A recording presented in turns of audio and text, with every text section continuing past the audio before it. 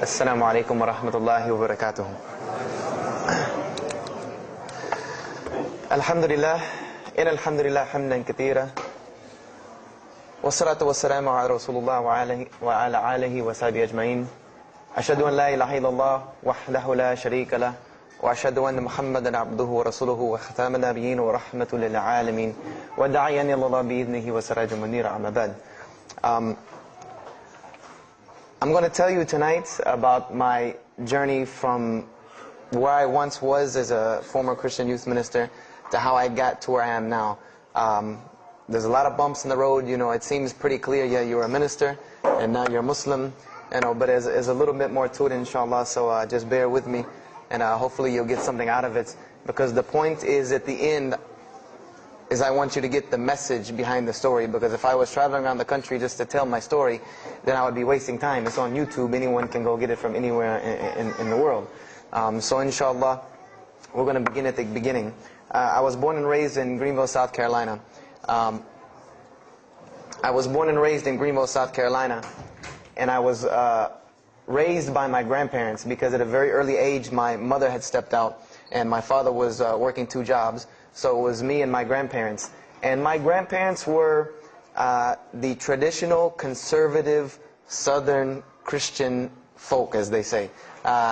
They were they were very, very conservative in their ideals and their ideologies, in their ways. You know, as you hear about, people being set in their ways. That was my grandparents. Like we did it this way, and this is the way you did it every single day, and that was it. And we were very religious in the sense that we went to church on Sundays, we went to church Sunday evenings, we went to church Wednesday. And in Christianity, that's considered very religious. And it was not hard for us to go to church, and it was not difficult for my grandmother to drag me to church every Sunday, which as a kid is what they had to do, because the church was 2 houses down from our house. There was 2 houses, and then there was the church. So it was not hard for them to drag me every Sunday. And I hated church as a kid because of the simple reason that, we were brought up United Methodist. And Methodist is, for any of you know, it's very traditional. It's not like you think about like screaming and shouting in church and all that. No, you listen to the preacher, you stand up and you sing, you sit back down, you listen to the preacher, you stand up and sing, you sit back down, listen to the preacher, and that's it. That's all that happens. And the pews, as they call them, the chairs are made out of wood, they're hard, you get tired of sitting there, you're fumbling around, playing with the money that my grandmother gave me to put in the offering plate, all of these things. That's what I remember from church as a very small boy.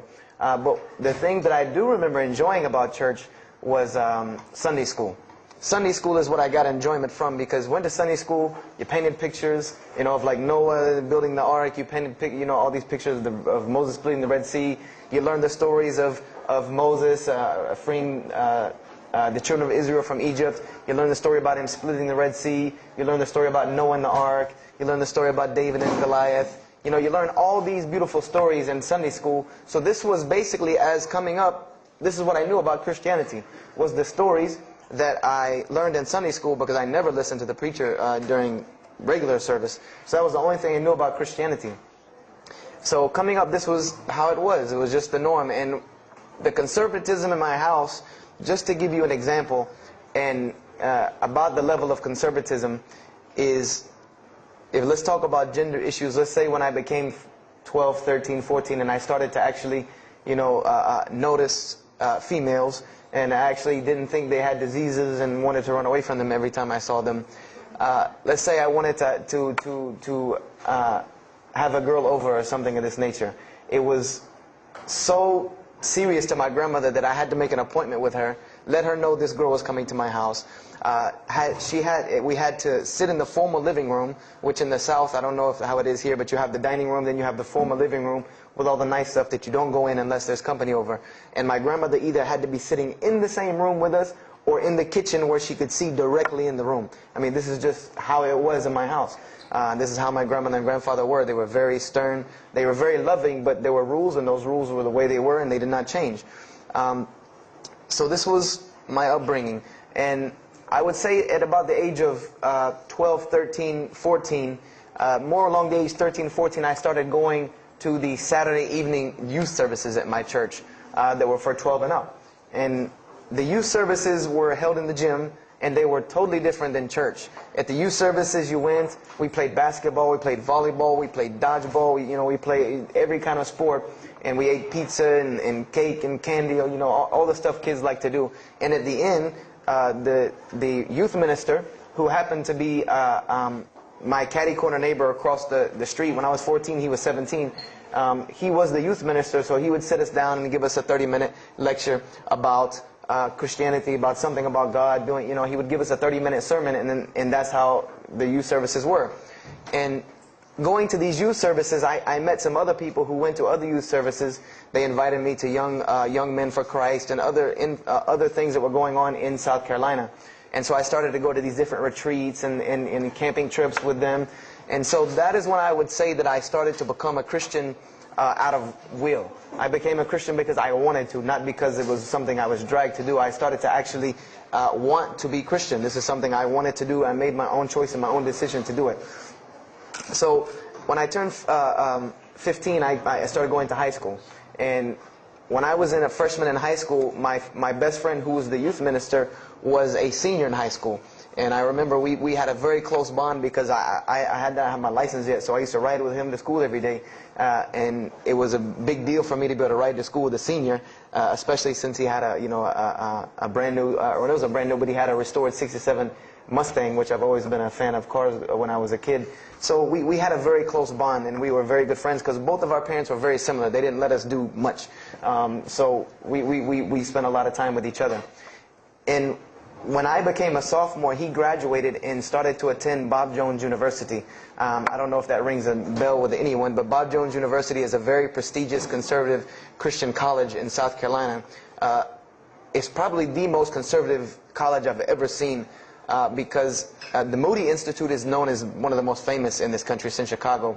But Bob Jones is conservative to the point to where when it comes to men and women, like men and women are not allowed to get caught talking to each other in a room alone if they're not married, holding hands on campus. The men had to wear button-up shirts or polo shirts tucked in with slacks or jeans. The women had to wear skirts. No jeans, skirts that came down to the ankle, and a shirt that came to the wrist. And this was part of the guidelines for Bob Jones University. You didn't party, you didn't drink, there was none of this that happened at Bob Jones University.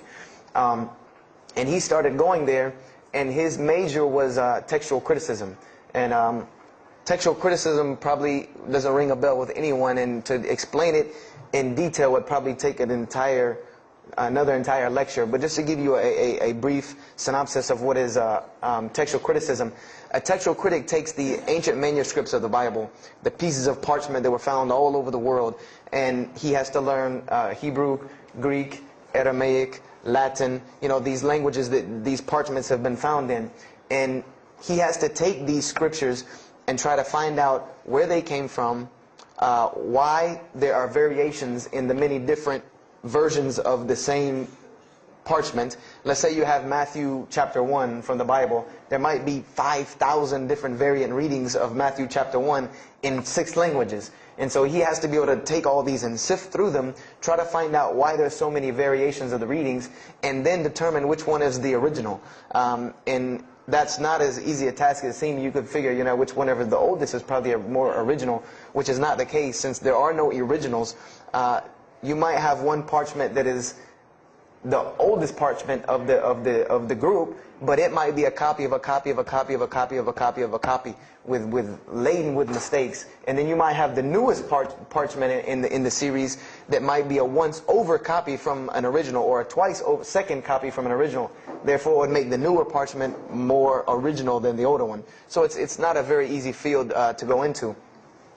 And he started studying textual criticism, and being that I was his best friend, I started studying textual criticism. Whenever he was, doing his homework or research papers, I was right there with him. Whenever he did a homework, he would always let me read it. Or when he finished his papers, he would give them to me. He would pass down all of his papers to me. Every textbook, when he was done with it, he would give it to me. I started to learn a little bit of Greek, a little bit of Hebrew. So I became, started to become a layman's textual critic, and I applied to Bob Jones University in my sophomore year because it was a 3-year waiting process for Bob Jones. And when I turned 16, almost 17, my friend came to me one day and he asked me a question that I had never really even pondered upon. He asked me, he said, "Have you ever read the Bible?" And I said, no, in church. I mean, yeah, we've all read the Bible in church. You know, your parents make you open it up and look at it. And at the Bible studies I went to, Young Men for Christ, we did have Bible studies, and we'd read a few passages and talk for 2 hours about those few passages. But he's like, no, have you ever read it? You know, like you read a book beginning to end. I said, no, I don't know anybody that's read, nobody that I knew had ever read it, beginning Genesis 1 to the end. He said, but this is the inerrant Word of God, as we are taught. This is our instructions on earth. Why haven't we read it? You know, why have we not read this book? And I said, you know, that's a very good question. And he gave me a challenge. Well, it was basically a challenge for us both. He said, let us start with Genesis 1:1, and let's read the Bible, and let's see what God says to us. Because this is the inerrant Word of God, inspired to men, for instructions for us. So let us see what God says to us. If God can talk to the preacher through this book, why can't He talk to me? I said, you're right. I said, that's very good. I had a lot of time on my hands. I wasn't really allowed to do much anyway after school. So I said, why not? Let's read the Bible. I was somewhat nerdy as a 14, 15-year-old, 16-year-old. So we started to read the Bible. And we decided to go from Genesis 1:1. And what we tried to do, this was the attempt that we made, was to not think of anything that we'd ever heard about Christianity, but to open the Bible, and let's say I just found this book in the desert, and read it and see what it says to me. Let it talk to us. So we started Genesis 1:1, and we started reading through the Bible. You know, we did some of it together, and most of it I did by myself, because I'm a very, very quick reader, so I decided to read a lot on my own. And as I was reading through the Bible, I started to notice the stories that I had heard in Sunday school. You know, you start reading Genesis, you read about Adam and Eve, we all know that story. You started reading about Deuteronomy, Exodus, you know, the stories of Moses, the story of Noah, the story of Lot and Abraham, and all these stories that I know. But I was surprisingly and astonishingly shocked by some of the stories that I read about these same people that I learned about in Sunday school. Just for instance, and this is a big testament to why Allah kept sending us prophets and why Islam was sent as a complete and perfected deen with the Quran. If you read about Noah in the Bible, there is the story about Noah saving humanity from the flood with an ark and all of that. There is this in the Bible. There's another aspect to the story of Noah that not many people know about unless they actually take time to open a Bible. This will not be preached from any pulpit anywhere.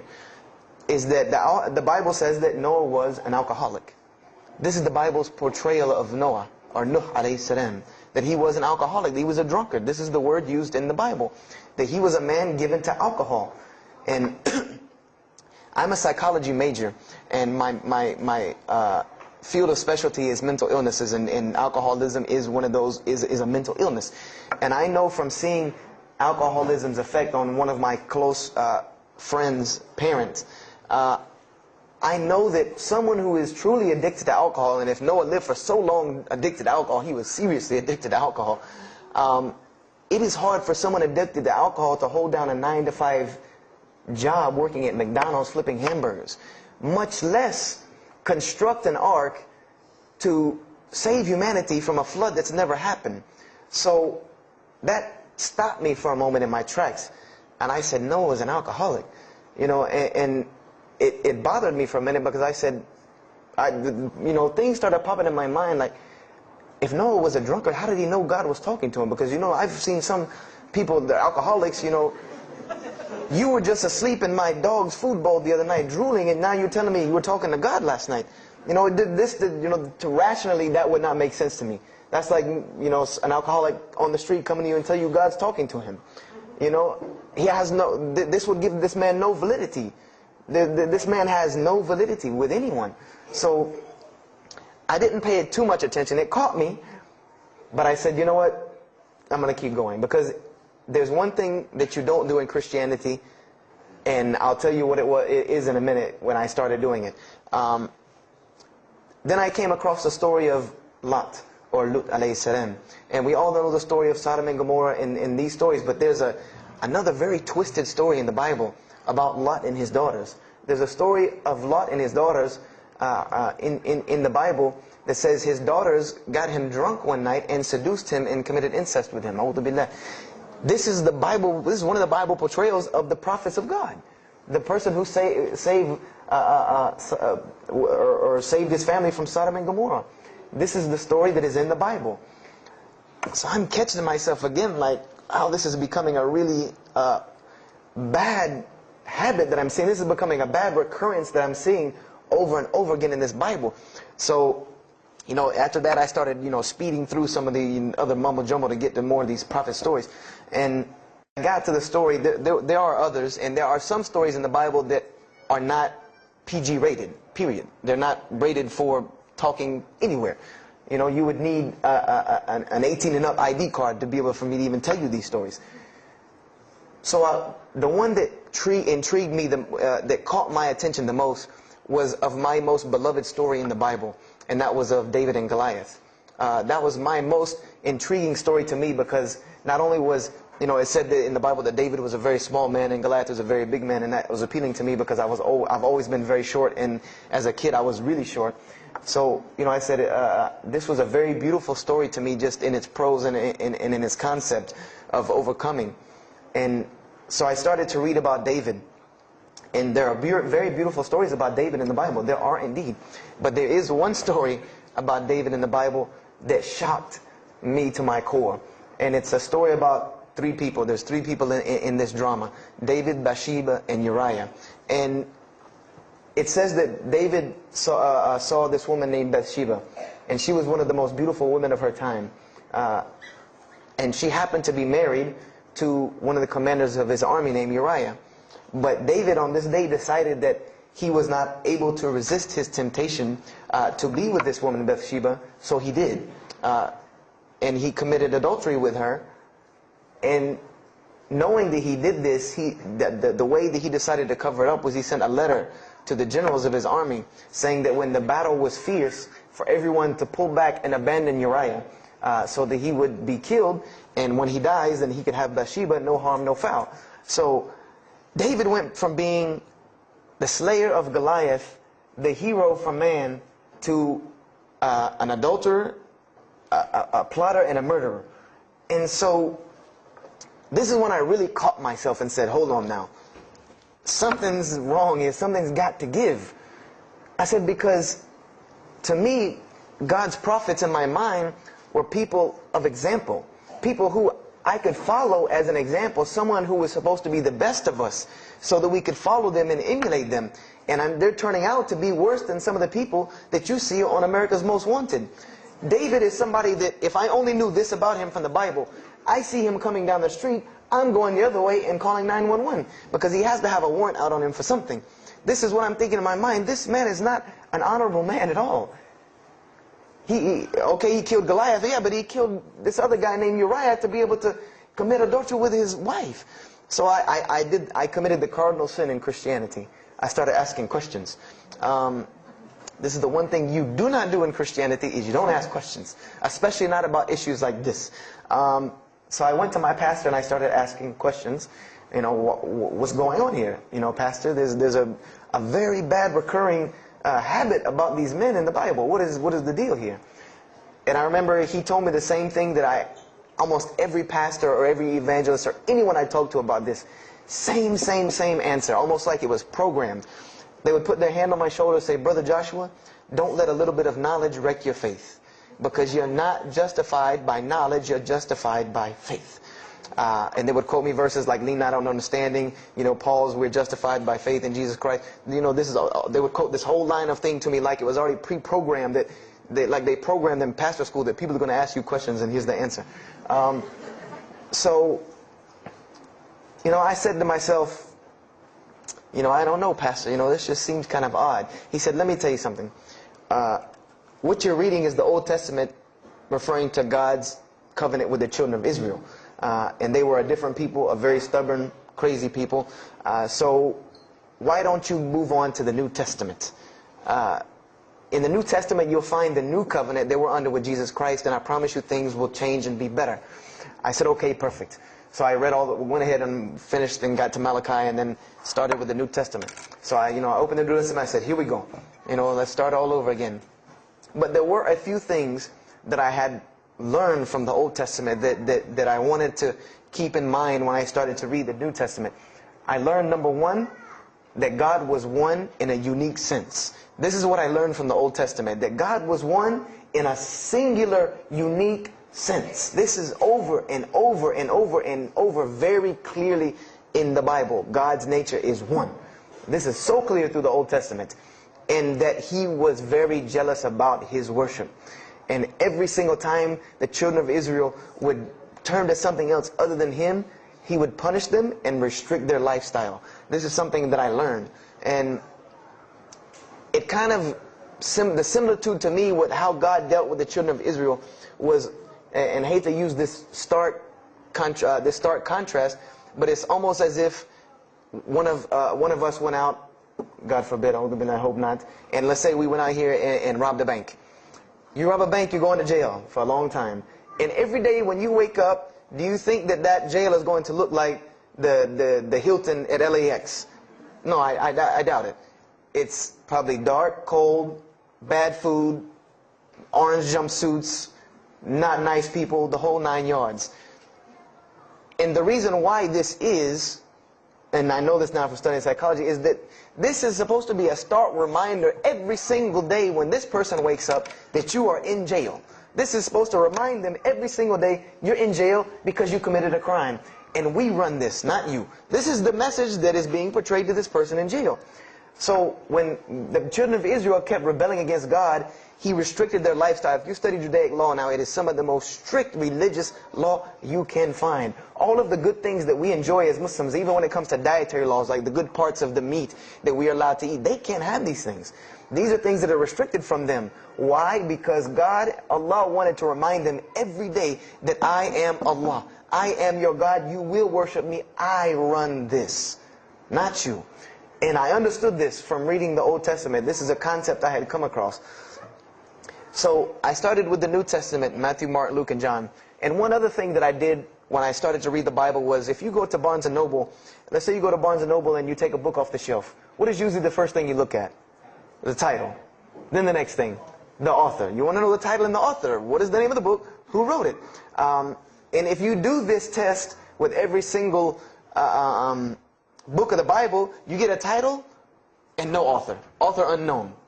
Or author is appears to be so-and-so. Or we derive that so-and-so possibly written this. Like let's just say for Exodus, they say Moses wrote Exodus.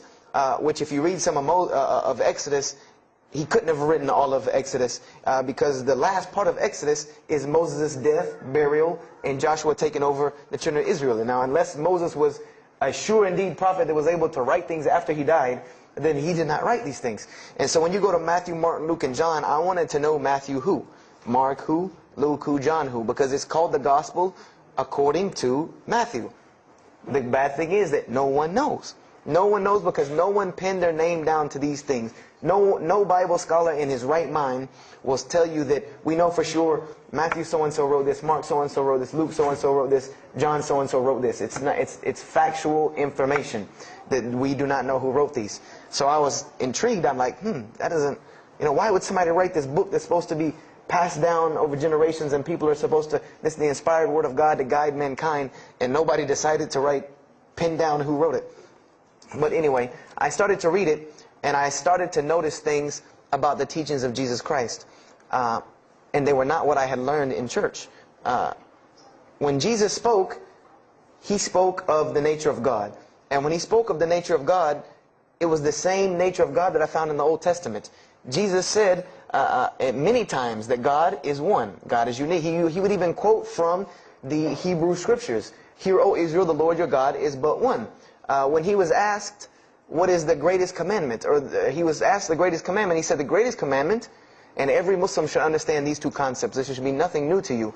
The greatest commandment is to love the Lord your God with all your heart, with all your might, with all your strength, and then to love your neighbor as you love yourself. He said the rest hang on these two, which we know in Islam we have rights of the Creator and rights of the creation. So this was the concept that He was teaching. And he even said in 1 John 5:17, and this was more clear to me than anything else can be, this is life eternal, that they may know you, the only true God, and Jesus Christ, whom you have sent. And when you look at that in the Greek and the Aramaic, it is almost exactly to a T of La ilaha illallah Muhammad Rasulullah. Now that I know Arabic and have understood that, very same similar statements. Yes, indeed, there were some implicit statements about that you could implicitly, if you took them and separated them from everything else, you could maybe derive that Jesus was trying to claim some divinity or something for himself. But I also know from doing psychology, and I did a little bit of law too, that an implicit statement cannot override an explicit statement. An explicit statement always takes precedence. So if Jesus said God is one, and he anagorically may have alluded to God being more than one, then the clear statement overrides that each and every single time. So this is what I found through the New Testament. And I also found that Jesus taught salvation. But his salvation that he taught was obeying God and following the commandments. This was his mode of salvation. One man asked him, "Good master, tell me how I can inherit the eternal life." He said, "Follow the commandments." Follow the commandments. He even, in Matthew, was so sincere about it. He said, "Whosoever shall follow the least of these commandments and teach men to do so shall be called the greatest in the kingdom of heaven. But whosoever shall break the least of these commandments and teach men to do so shall be called the least in the kingdom of heaven." So this I understood very clearly, that Jesus taught the same nature of God that was in the Old Testament. He taught that the salvation lied in worshiping God and following the commandments. This I understood. Matthew, Mark, Luke, and John were very clear about this. You know, there were other things, the only begotten Son, you know, but these things were not in red letter, so I did not give them as much weight as what I did to the actual words that Jesus Christ was saying out of his own mouth. So I read Matthew, Mark, Luke, and John. All of it was saying the same to me. I said, and I was thinking to myself, this is not what I was taught about Christianity. You know, you're taught that God is 1 in 3, 3 in 1. You know, 1, 1, 1 equals 3. You know, Father, Son, Holy Spirit. Jesus died on your cross to forgive your sin. You know, and there was another thing that I noticed from the Old Testament, and this is a beautiful lesson to Muslims, because you're asked this all the time, especially when it comes to dawah. And I never put 2 and 2 together until I learned Islam and then read the Bible one more time. Is I wanted to know why the Jews wanted to crucify Jesus so bad. Why so bad? They could have just mobbed him anywhere and killed him on the street. It's not like he had clans like the Arabs that would have come and backed him up. I said, why didn't they just kill him? You know, why were they so strict and sincere to tell Pontius Pilate, you got to kill him and you need to sanction it? We can't do it, but you need to sanction it to kill him. And now I understand it. Was that Jesus had a mission, and that mission was to share God with the world.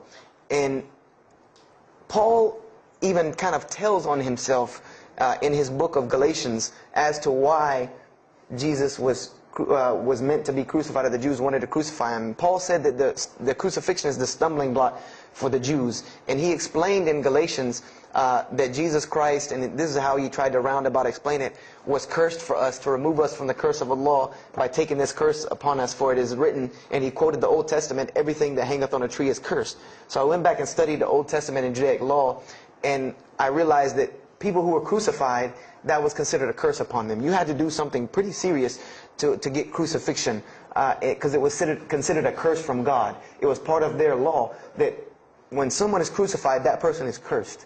So wherever they buried these criminals, like in the graveyards in Israel, in Jerusalem, in Palestine, where they buried these criminals that were crucified, this was considered cursed ground. This was considered ground that you didn't go on, and you did nothing here, because these people are cursed by God. So I started to put 2 and 2 together. It's not that they wanted to kill Jesus, because they could have just killed him. They wanted to disprove who he was. This was their point, was to disprove who this man was. He said he's the Messiah. They wanted to disprove it, and they knew if you can crucify Jesus, he can't be the Messiah. He cannot be our Messiah if you can crucify him. And even if he is, if we can still force our crucifixion on him, then that'll detriment his message. So they understood this and knew this, and this is why they wanted to crucify him. And this is exactly why Allah saved him from it. Because everyone asks you, why did Allah save him from the crucifixion? Because you cannot crucify. That was part of his law that he came to fulfill, that he could not be cursed according to this law. He said, I have come to fulfill the law. To fulfill it. Therefore, he couldn't be cursed according to it. And this is why he went to the Garden of Gethsemane and asked God to remove this from him, because he knew how detrimental this was to his message of crucifixion. So I began to see all of these things. So I started to read. I got to the book of Acts and started to read the writings of Paul the Apostle. And things went from this to this. It went from one way to another way. It went completely flipped, turned around. The entire teachings went from obeying God, worshiping God, following the law, to worshiping Jesus Christ and abolishing the law completely. Paul even wrote to the Galatians, "Oh, you foolish Galatians, why are you still following this cursed law? Jesus Christ came as a curse to remove us from the affliction of this curse." So I said to myself, but Jesus just said a few books before this that whosoever shall break the least of these commandments and teach men to do so shall be the least in the kingdom of heaven. And here you go, Paul preaching this gospel to abolish the law. So I even asked, what is going on here? So I started asking my pastor, and my pastor said, now you're getting into deep water. You know, now you're starting to question the New Testament. You really have some issues. You know, they even thought that I might be, possessed and all kinds of things. So I had a very big conflict going on inside of me, and my friend took me to his textual critic teacher, his professor. And what this man told me probably wrecked my faith in Christianity. And I always say, I doubt he would be very happy me traveling around the world telling people that a Christian professor from Bob Jones University wrecked my faith in Christianity. But he did.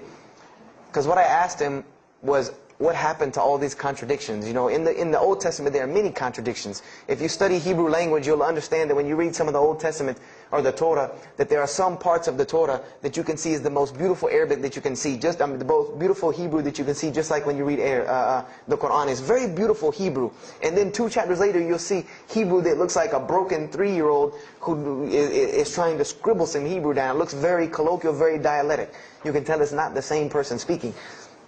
So I went and asked him about all this stuff I saw. And he told me, he said, what you have is a book written by men over centuries and centuries and eons and eons. And he says, and this book started as an original that was copied and copied and copied, and somebody added a mistake, and somebody came behind him and corrected that mistake and added 2 of his own. Someone came and copied it and skipped a line and added a line where it wasn't supposed to be. And then someone else came and copied it and took it to his country, and in order for it to fit well with the doctrine they were teaching, he would cross out a dot here or cross out a word here or change a word here so that it would fit with the theological ideas of this part of the world. And he said, and after all these years, you have a book now that is compiled from all of this, written by the hands of men that still have men's fingerprints left on it. And that's what you have. You have an imperfect book that is only perfected through faith. This is exactly what he told me, that this book is perfected through faith. You cannot perfect it textually. It's not a textually perfect book. Those who believe in it by faith.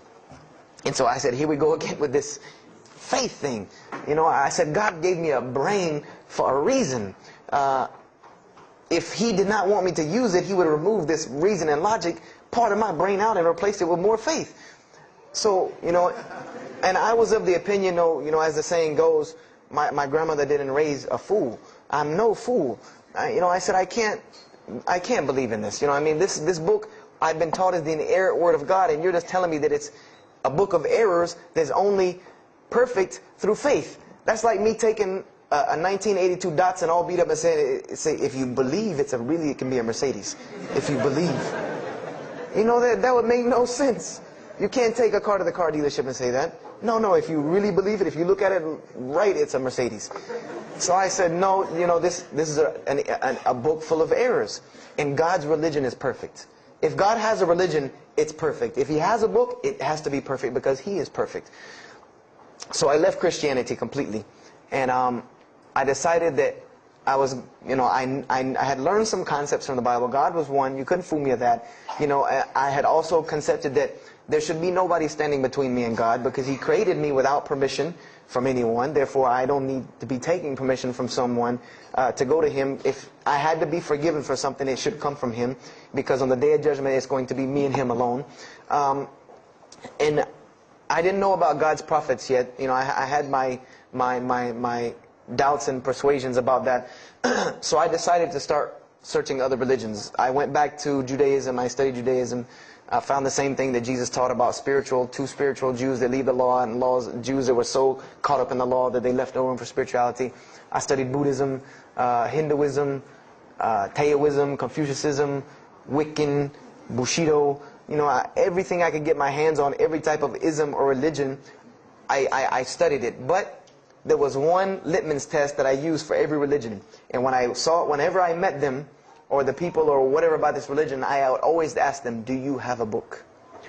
Do you have a book? Because another thing I had come to the conclusion of is that if your religion is true, you should be able to tangibly hand me something and show me that this religion is true. Give me something that I can see. I don't want to hear that faith stuff anymore. I heard that all my life, and look where it got me. It got me thinking I'm driving a Mercedes running around in a 1982 beat-up Datsun. I said, no, you have to show me. And so I read the Bhagavad Gita, I read the Torah, I read the Scrolls of Tao, I read the Code of the Bushido, I read the Wiccan Book of Spirits and Spells and all that other magic stuff they have. And I read all of these things, and I found something very congruent with all of it, was that there were very same philosophies and teachings in all of these major religious books. They all talked about God and His nature. Most of them alluded to the fact that God is one, and that God sends messengers to us and people to us to teach us. But they were filled with a whole bunch of garbage, to be honest with you, that I couldn't logically, rationally believe. So at about the age of 17, just about the time, about 17 and a half, I gave up my search for God. And I became kind of angry with God, because I said, here I am looking for you, and I can't find you, and it doesn't look like you're giving me any help. And I don't know how many of you know, but for a 17-year-old that is frustrated with God and the world, there's a lot of trouble he can get into. There's a lot of things he can do to put himself in predicaments when he's frustrated with the world and had come to the conception that, if there's a God that exists, then He doesn't really care about me. That's a kind of a dangerous young man. So I started doing the whole partying in trouble, going to parties, drinking underage, all of this stuff I started doing. I'm a perfectionist at heart. So when I was a Christian, I tried to be the best one I could. If I was going to switch to being any other religion, then I was going to do that 100%. So you better believe when I went after the dunya, I did that 100%. And I was a martial artist since I was 15 years old. And even though it was only 2 years, 2 years at 17, you think, you're Bruce Lee. So I got into a lot of fights. Got kicked out of school, had to go to another school, got in one fight, got arrested for a fight, and there were a couple incidences that stopped this downward spiral, because I was on a very, very quick downward spiral and I believe if I would have continued on that downward spiral, I would probably end up hurting someone, killing someone, or them hurting or killing me. And there were two incidents that brought that to an abrupt stop, like pulling the emergency brake. And the first one was a car accident that I was in. My friend and I were on the way back from Clemson University from a frat party, and we were driving up 385 in South Carolina, and we were both highly intoxicated, and I decided that night that he was driving, I decided to put my seatbelt on for the only reason that I kept falling over when I fell asleep without the seatbelt on, because I didn't really believe in the seatbelt thing, because I said if I'm going to die, I'm going to die. That's the conception that I come up with. That if it's time for me to die, it's time for me to die. I didn't believe in the whole tying your camel thing. So I put on my seatbelt, and I fell asleep. And the next thing I know, I remember waking up with the car shaking. And I woke up to grab my friend because I thought maybe he had fallen asleep. But when I woke up, the only thing I saw was the tree line and then the pavement coming right at my face. And the window smashing and the car flipping, the whole 9 yards. And us landing in a ditch. And I remember getting out of the car. That was the first thing I thought. you know, number one, I couldn't believe that, you know, you don't really think about, oh, you're like, no, you just moved. I jumped out of the car and realized that I had jumped out of the back of the car that wasn't there anymore. It was still in the median on the other side of the highway, and the front part of the car was over in the ditch. And I drug my friend out, who was knocked unconscious, and pulled him over the side of the road. I had no injuries. I looked at myself trying to find what's missing, and there was nothing but a piece of glass stuck in my arm that I pulled out. And it just so happened that a state trooper was passing the other way, because he turned around and came back. And when he came back, he asked what had happened. And the first thing he asked me was, did you see what happened? Because there was other people who were pulled over, so I guess he thought that I was a bystander, because I started to walk towards him. He's like, did you see what happened? You know, where are the people? I said, yeah, I really saw what happened. I was in the car. You know, and he was like, you know, as they say, like the color drained out of his face, because he was shocked. He said, how were you in that car? You know, and of course they took him to the hospital. My friend got arrested, DUI. But before he put us in the ambulance, he was a man of God, because he looked at me and he told me, he said, young man, you better realize that you're on this earth tonight for a purpose. The only reason you're still alive is that God has a purpose for you. If not, you don't live through things like that. People without purpose, if you didn't have a purpose, then this night would have been your night. So you need to realize that. I said, this old man's out of his mind. You know, if God had been looking for me, he had the opportunity to get me a long time ago. So don't tell me about that God stuff now. So I paid it no attention. And about a month later, 3-4 weeks later, my friend and I, same two, he's on crutches still, we decided to go to New York City. We decided to just take off, drive to New York City. We didn't tell our parents where we were going. I said I was sleeping in his house. He said he was sleeping in my house for the weekend. So we drove to New York. And in New York, I remember going to the ATM to get some money. And in New York, they have these ATMs where you have to go in the little glass room to get your money at ATM. I don't know if they have that here or if any of you have been to New York. Now, alhamdulillah, you have to put your bank card in to go in there.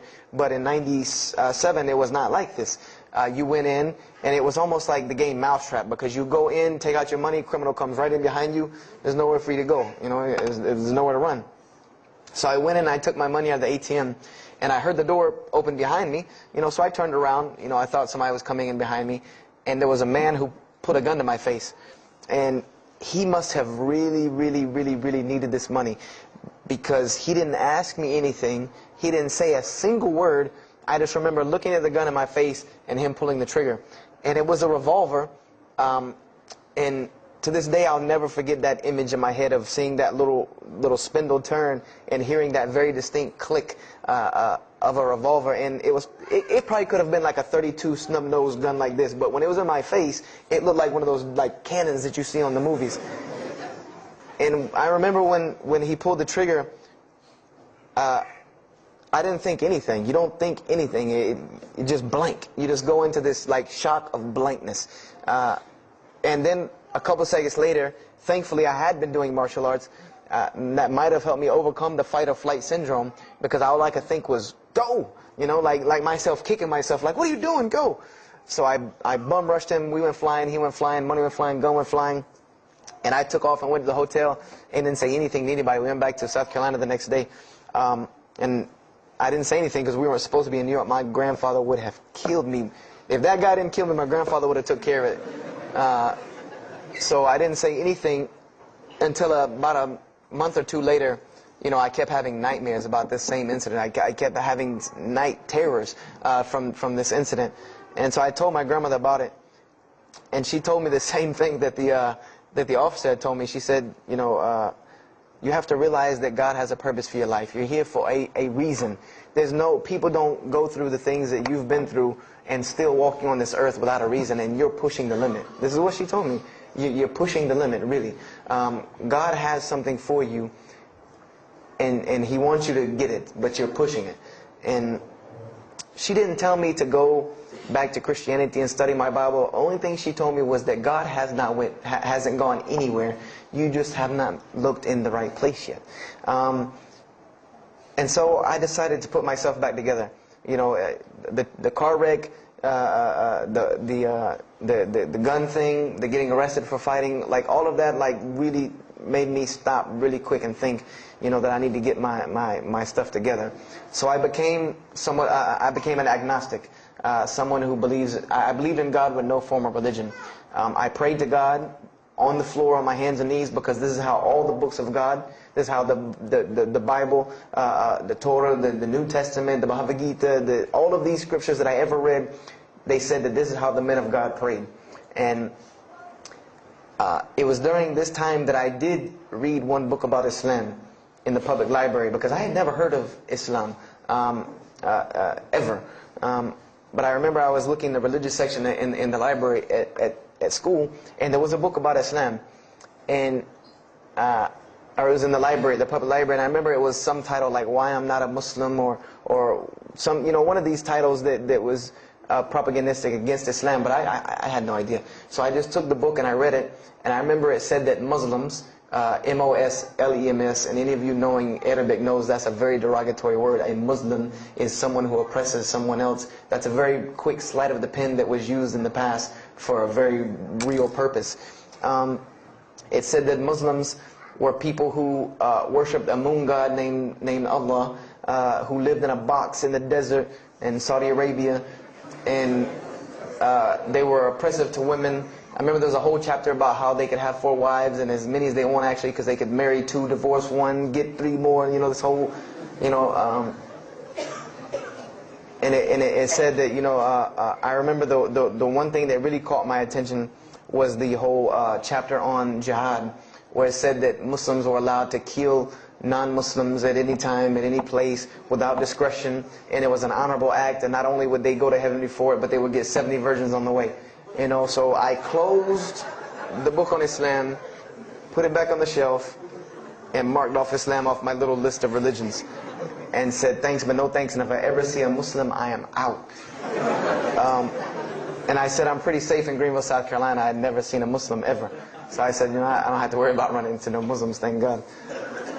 So, I started, just worshiping. I tried to just be a good person, pray to God, ask Him for guidance, try to be a genuinely good person. And I remember what changed is when I met a Muslim. I met a Muslim who I had met a couple of times at school. We had went to school together, and I knew him, but I never knew that he was Muslim. And there's a couple of reasons why I never known he was Muslim. Because he was African American, number one, and the book said that Muslims were Arabs. And number two, I didn't know, I thought Muslims ran around, marrying as many women as they want and killing non-Muslims. I didn't know that they could also be part-time drug dealers. So I never knew that this guy was Muslim. I didn't put 2 and 2 together. So we were at his house one day, and me and my other friend, the one that I got into a lot of trouble with, I'm trying to keep him out of trouble now. We were at his house, and we were debating something about religion. I forget what even the topic was, but you had 2 teenagers thinking they know everything. And I was trying to explain something to him about the Bible. And that guy came in and was listening. He said, "Have you ever heard of Islam?" I said, "Yes, I've heard all about Islam." He was like, "Okay, so what do you think of it?" I said, "What do you mean what I think of it? That's probably the worst religion I've ever seen on the face of the planet." He's like, "Why?" And he's like, "I'm a Muslim." I was like, "Man, stop playing." You're an African American. He's like, "So?" I'm like, "The book said you guys were Arab. That all the Muslims were Arabs." He was like, "What else did you read in the book?" And I told him. He was like, "Man, what in the, what have you been reading?" He's like, "You need to go to the mosque for Jummah." He's like, he told me, he said, "I'm not a good Muslim." This is what he said to me. He said, "I'm not a good Muslim. I'm not even going to try to front and say I'm a good Muslim." He said, "But I can guide you to some people that can tell you the real truth about Islam," because he knew about my story about wanting to find religion. And he said, "You need to go to the mosque for Jummah." And I said, What's Jummah?" He said, "It's just like church with no chairs." And I said, "I can do church with no chairs because in church the chairs were the worst part anyway. Because they had these hard benches that you sit on that are like this, and they're so hard." I said, "That's good. You sit on carpet? Wow, man, every church should be like that." And I said, where's the mosque? He said, it's on Wadehampton Boulevard. I said, where on Wadehampton Boulevard? I lived on Wadehampton Boulevard. I lived right off of Wadehampton Boulevard. He said, you know where Lee Road intersects with Wadehampton? I said, yeah, I lived on the other side of that intersection. He said, it's right there. I said, no, it's not. There's nothing. There's a gas station or a church. He said, yeah, you know that church, the Evangelical Missionary Training Facility? I said, yeah, I used to take missionary classes there. He said, you know that building in the parking lot with the gold thing on top? I said, yeah, the gym? He was like, no, that's the mosque. Because I had always thought it was the gym because it was in the same parking lot and it was just rectangular with 2 glass doors in the front. And you could literally walk in between the church and the masjid and touch them like this. Anyone doesn't believe me, go to Greenville, South Carolina, look at the masjid. You can almost touch both of them just like this. He said, yeah, it's right there. I said, I've never, at first I was shocked. Like, I've been living across the street from all these crazy Muslims all my life. I said, I never knew. And he told me to go to Jummah, and I asked him what time. He said he would meet me there at 1 o'clock in the afternoon on Friday. So I said, okay. I went on Friday. And I'm waiting outside for him. I'm not going inside. That's not happening. And I'm seeing all these people going in. And at this time, it was a predominantly Indo-Paki Arab masjid. Anyone who went in was not American, period. And I did not see even one African American going there. And I did see one. And then when he went in, I heard him talking in a dialect that I realized he was probably from Africa. And I said, he's not American. So I'm not going. I'm waiting, and I'm standing outside, sitting on the church steps, and the imam pulls up and parks right in front of me, who I had no idea he was the imam. But he got out, and he asked me, am I waiting for someone, this, that, and the other? And I explained to him. He said, oh, yeah, we know this brother. You don't see him that much, but we know who he is. He said, I'm glad you came. He was a very, very nice, gentle young man. And he invited me into the mosque, and I kind of wanted to wait on my friend, but I didn't want, at the same time, I didn't want to tell this man I don't want to go in. So I went in, and they put me in the back and gave me a chair anyway. And I said, I came to sit on the floor. And they gave me a chair anyway, and all of these people are piled up in front of me. And there's no Americans here. And I'm starting to wonder, if this is a setup, because it's starting to smell like a setup to me. Because in my mind, I'm like, you've been set up before, and this seems kind of like this. So, and I'm starting to think in my head, scenarios, a young mind at play. I said, this other guy, my friend, he probably was in the same situation like me, and he probably made a deal with them to get out as long as he brought other Americans and tricked them into coming to the mosque so they could do their jihad after Jummah and get their 70 virgins. So I'm sitting here, and there's all these people in front of me, and then there's a curtain with all these people behind me making noise, and I have no idea who's back here. So I'm stuck in the middle of this. I hear that it's some women, but I don't, there's a curtain. I have no idea. So I'm like, there's something very odd about what's going on right here. I'm like, just let me make it. I'm starting to look for the exit. I'm like, calculating how many people are between me and the exit. I know some martial arts, so I said I might hit a couple of them, and I'm out. And then the imam came, and I just now realized that he was the imam because he got up on the minbar, and they started to call the adhan. And, I said, okay, that man seemed nice. He seemed genuinely nice. So I felt a little more comfort. And then he got up after the adhan, and he started his khutbah. Inna alhamdulillah nahmaruhu. And I said, oh my God. I said, I bet you he's talking about me. And he's being forceful. He was getting loud and banging on the minbar, and he's pointing in my direction. I'm like, oh man, I got to get out of here really quick, I said, well, I'm going to take my chance with the women behind me. I'm going through the curtain. And then he started to, when he got done with his Arabic tirade, he started to explain it. That verily all praise belongs to Allah alone, or God alone, and Him do we worship, and Him do we seek help and assistance. We seek refuge with Him from the evil that lies. He explained what he said in Arabic, and it sounded to me so beautiful. It was very, very beautifully prosed, what he said, and I wanted to know where he got that. I said, where did he get that? Because it was only about God and about the nature of ourselves. All of us should know that the beginning of the khutbah, and he quoted the 3 verses from the Quran. O you who believe, fear God as He should be feared and do not die. And instead of a state of submission to Islam, he was a very wise man because he translated everything. It was almost as if he knew I was there and translated everything for me. And he. I remember to this day what the khutbah was about. And I don't know if he did it because I was there, or if that was his already planned khutbah, but it's almost as if it was meant for me. The khutbah was that, the title of it was that the forgiveness of Allah is open to anyone at any time, at any place, no matter what, unless they have committed shirk. And the prose of the khutbah was a very long hadith. That some of you will know.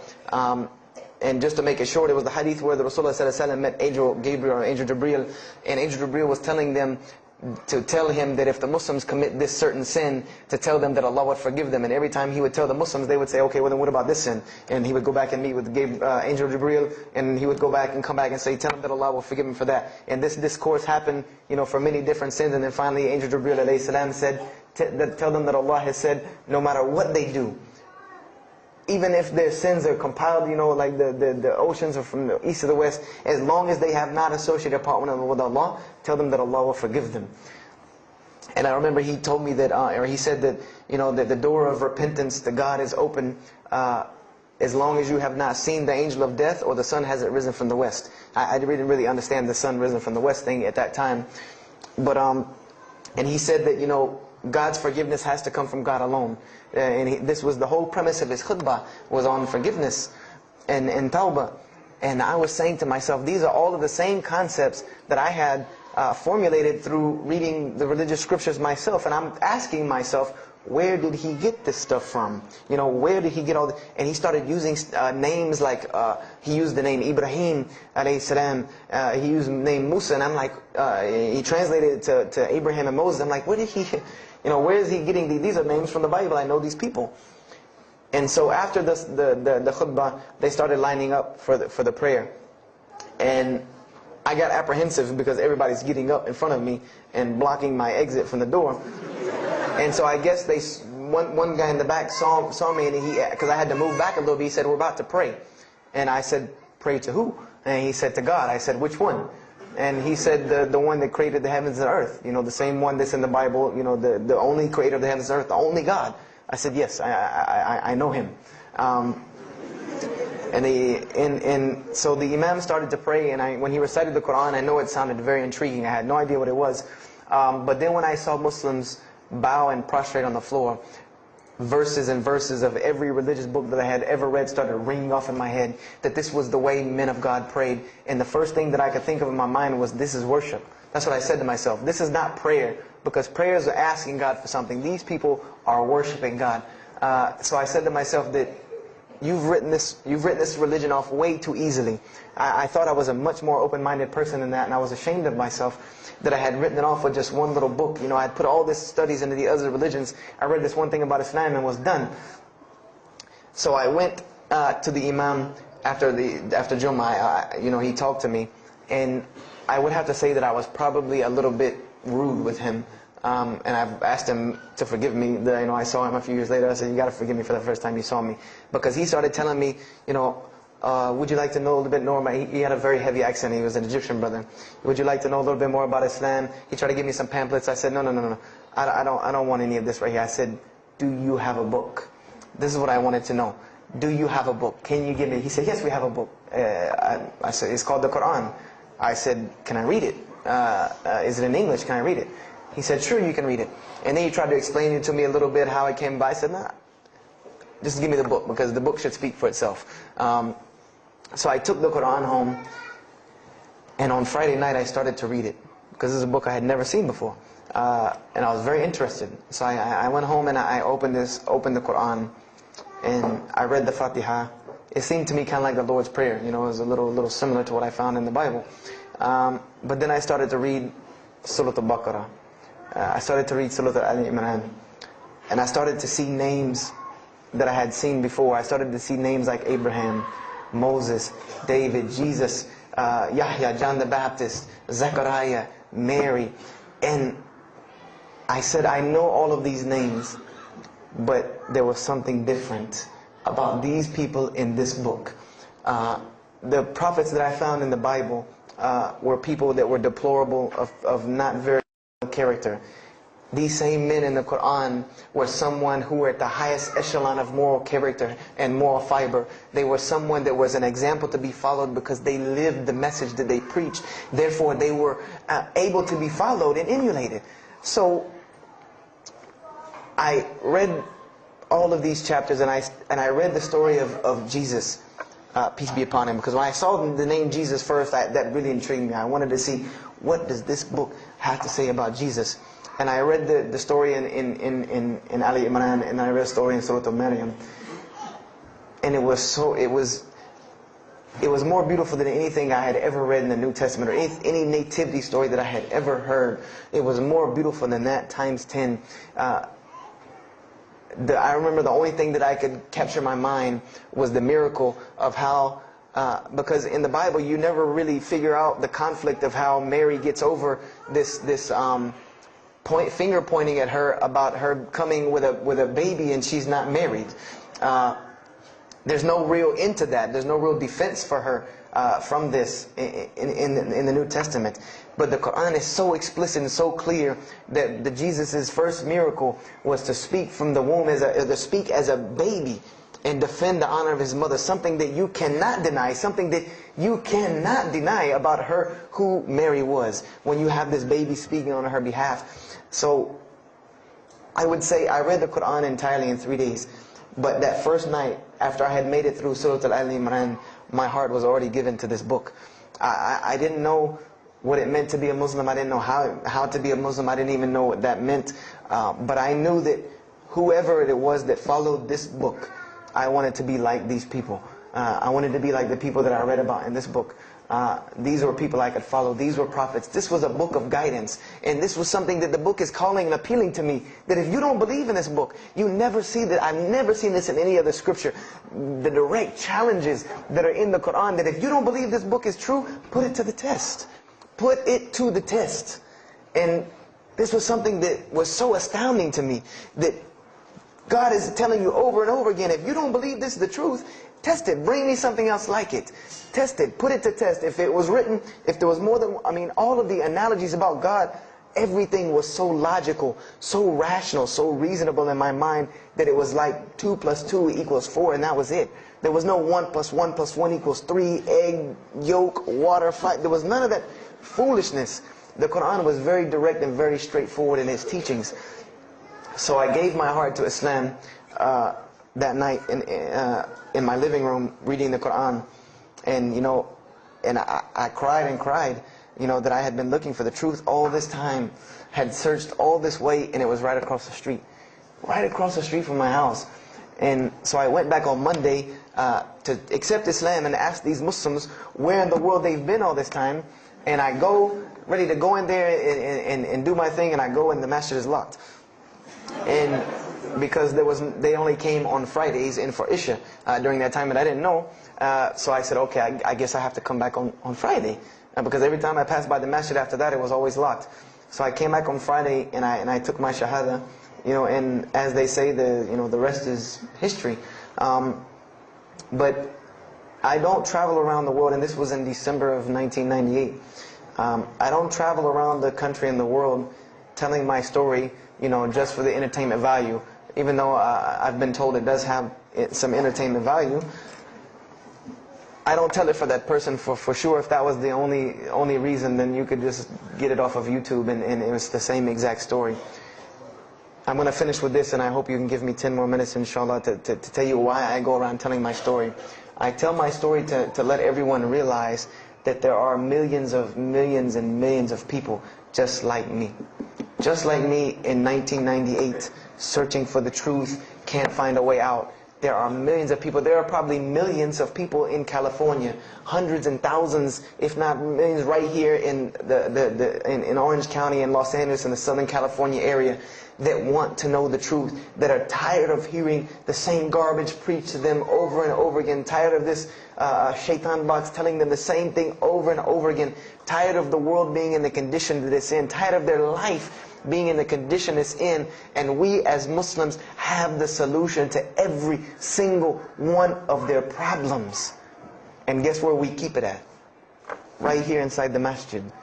Right here inside the masjid, we have all of this truth. We have the solution to every problem in the world.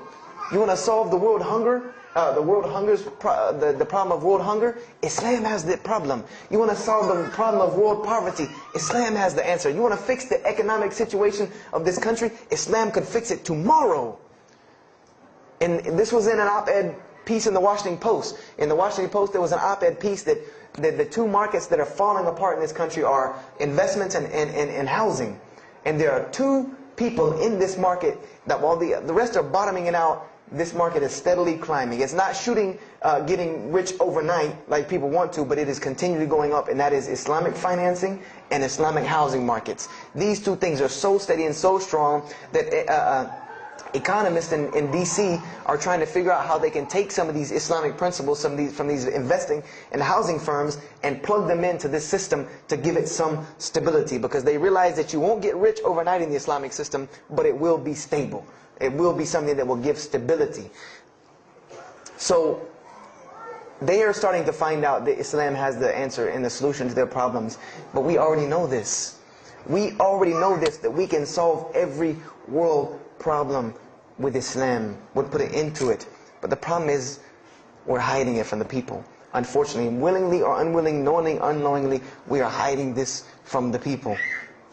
And there's a statement in the Quran and that Allah warns the Jews about what they did with their religion. And it is a statement that is left in the Quran for us, that verily those who conceal the evidences and the clear proofs, after we have made it clear for them in the book, they are those who are cursed by Allah and cursed by those who curse, unless they repent and reveal that which they have been concealing. Those I will accept their repentance, because I am the one who accepts it, the most merciful.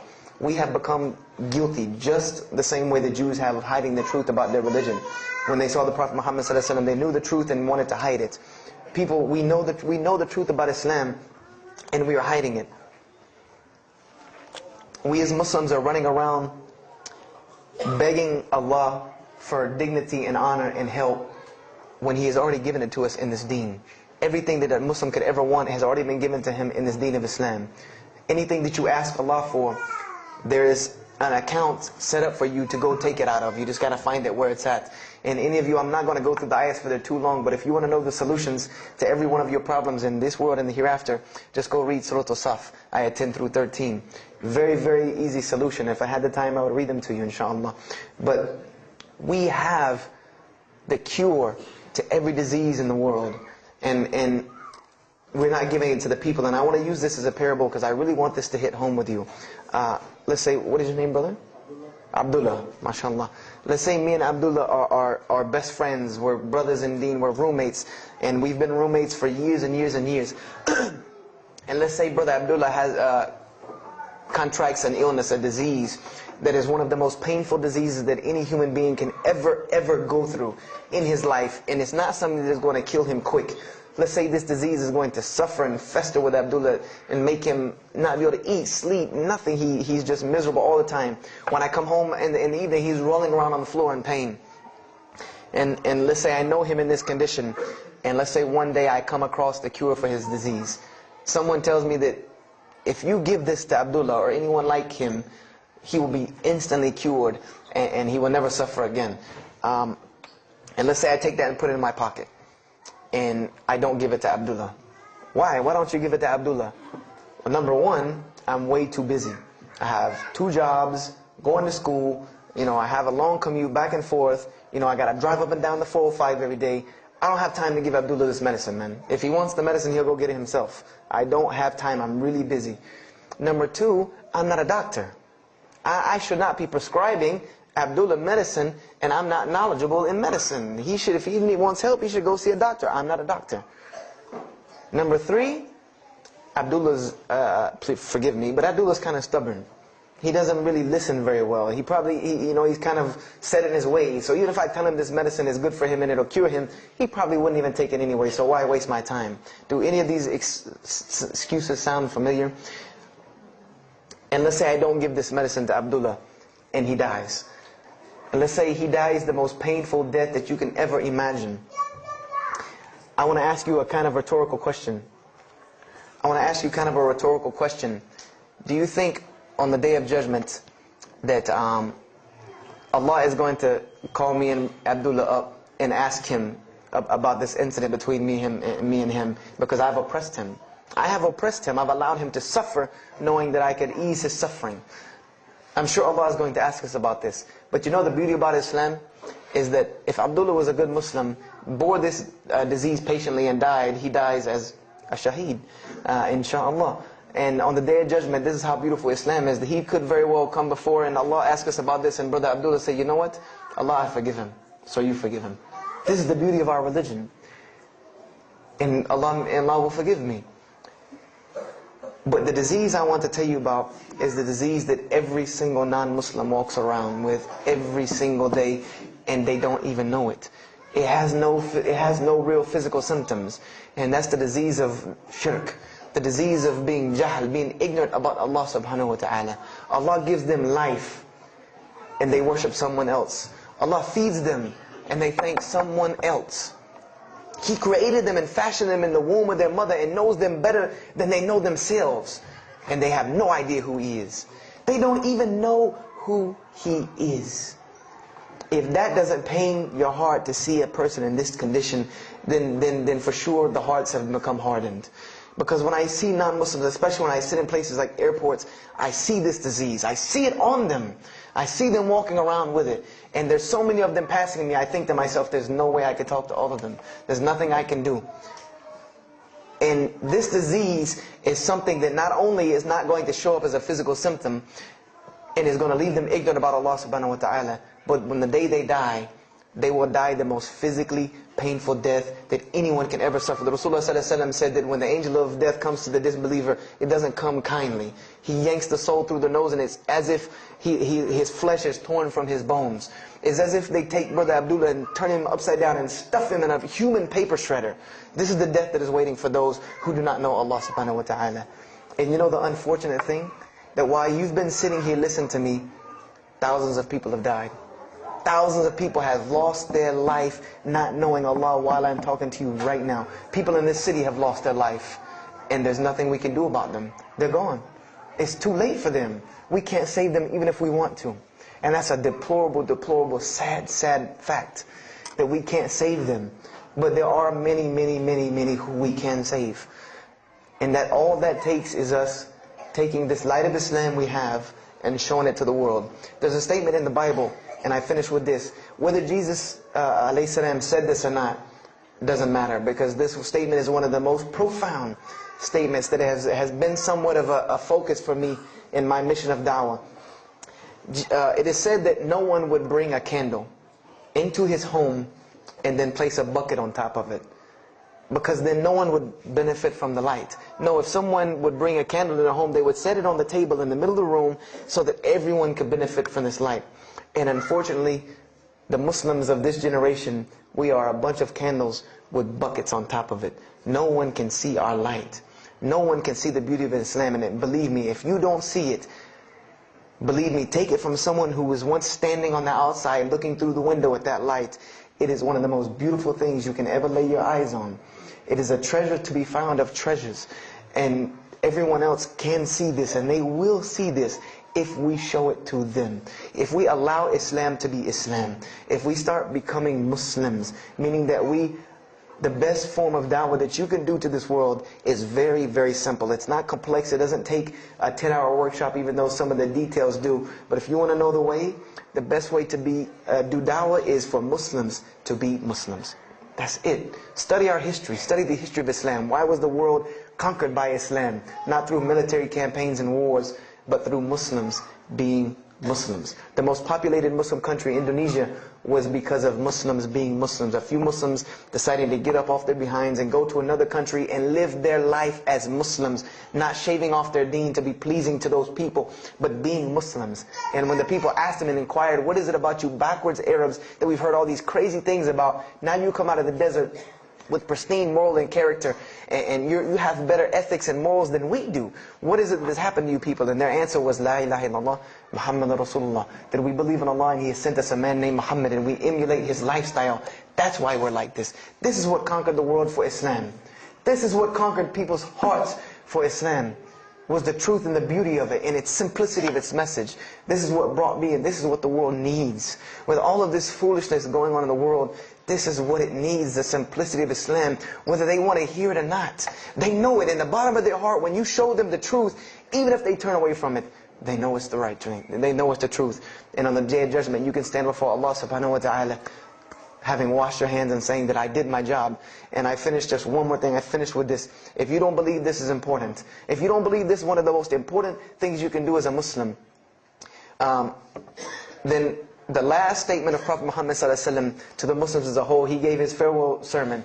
And we know that what his farewell sermon was a summary or a synopsis of what Islam is and its general principles. And he knew this was the last thing he was going to say to the Muslims as a whole. And how did he end this sermon? Those who are here, pass this on to those that are not here. For verily it may be that the last one that hears my message may understand it than those right here among us. He gave a command to those Muslims to pass it on, and for those Muslims to pass it on, and for those Muslims to pass it on, until there was no one left to hear this message. This was a command he gave, the last command he gave to this ummah as a whole. And then what happened? He pointed his finger to the heavens and said, "O Allah, bear witness that I have indeed conveyed your message."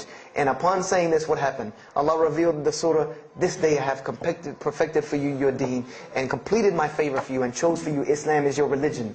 And the last statement that Prophet Muhammad ﷺ gave to us before this was revealed was that we must pass this message on. He gave us that duty. He took that duty that was only reserved for prophets. No one else, no other. If you don't believe me, go read Surah Al-Bayna about what was commanded of the other nations. No other nation was given this opportunity and blessing to pass on this deen except us. Because there are no more prophets coming. So the job falls on our shoulders. Qurans are not going to fall out of the sky and hit people when they're walking down the street. This job has now become ours. And just like if the Prophet Muhammad ﷺ had not done his mission, he would have been accountable before Allah. If we do not do our job of spreading this message of Islam, we will stand before Allah on the Day of Judgment. Don't be the person standing before Allah on the Day of Judgment and your neighbor that you've known, your co-worker that you've known 10, 15, 20 years come and find you and tell you, you knew this day was coming. You knew this day was coming and what was going to happen to me, and you did not say anything to me.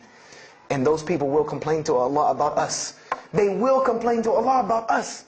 Because we have the truth right amongst them, and we're not giving it to them. We need to stop hiding it in our masjids, in our homes, in our hearts, and we need to give it to the people. It's beautiful, trust me. Just hand it to them. Just hand it to them. I promise you they'll take it, because it's something that is so pure and pristine. And now forgive me for probably going over my time, and if we have time, I want to leave some time for questions and answers. I will be outside to take any questions and answers. The only last thing I want to announce and let you brothers and sisters know is one of my biggest dawah projects is a DVD project that I do. And my goal is to put a DVD about Islam in the hands of every single person in the United States of America. Right now I'm working on Florida and I have other brothers working in other places because people will watch a DVD. We did studies on this, and people will watch media before they'll read a book or before they'll listen to an audio CD. And alhamdulillah, through these DVDs we've gotten, I would say, an average about 2 shahadas a month. Because my personal contact info is on the DVDs, and people watch them and they call me and I converse with them, and usually most of them accept Islam. I just had a shahada the day before yesterday from Irvine, Texas, from someone who had bought the DVD and given it, a Muslim had bought it, gave it to his friend. His friend hated it or didn't want it, so he gave it to another person, and that person gave it to a co-worker at work who watched it and accepted Islam. So this is one of my biggest projects. And the way this project works is I make 100 DVDs, and I brought 2 of them with me today. I'm going to explain what they are. The way this project works is I make 100 DVDs, and 75 of them go out to different dawah arenas. And the other 25 I make available for Muslims to purchase for 2 reasons: so that they can be, so that I can buy another 100 to make, and so that you can share in this ajr along with me. Because when you purchase a DVD, that makes another DVD, or you give it to a friend, then you share in this ajr with me. And everyone knows that da'wah is the biggest pyramid system because of the hadith Rasulullah sallallahu alaihi wasallam, that one who calls to guidance gets the same reward as the one guided, without that reward being lost from him. So I made these DVDs available to the Muslims so that you can put a little effort in da'wah and make another 100 inshallah. So I brought 2 today, and they're outside. One of them is called Islam in the Bible, which is basically what I just told you in a PowerPoint format, so that you could see all these verses that I saw, all these things that I read that allowed me to see the truth of Islam very clearly when I saw it, and I coincide them with the Quran so that you could see them. And there's another one the other one's called The True Gospel of Jesus Christ, where I go through the New Testament. Well, first part I think is an interview about me and my story to Islam, and there's some other Q&As on the other DVDs about nature of God and all these different things. But it's a PowerPoint presentation about the New Testament and Jesus Christ, and how you can prove to someone that Jesus Christ taught Islam from the New Testament, from their own book, that they have to agree. They either have to believe it or reject it. And if you believe it, then you have to believe what I'm saying is true about Islam. If you reject it, then this is your book, not mine. So, I try to use these 2 teaching methods, and they also can be given to non-Muslims because they're in a PowerPoint format. They're in a very educated format, and they're available outside for $10 each. So if you could, please don't make me take any of them back home, because they always hassle me about taking 200 DVDs on an airplane anyway. So please come and get them. And if you have any questions, my contact info is on there and everything. If you have any more questions for me, and my website and everything. I thank you for your time. And if anything has been of benefit, know that truly all good comes from Allah subhanahu wa ta'ala. And if anything that I have said is incorrect or hurtful or shameful, know that indeed that comes from my own nafs and my own lack of understanding. أقول هذا واستغفر الله لي ولكم فاستغفروه إنه هو الغفور الرحيم. السلام عليكم ورحمة الله وبركاته.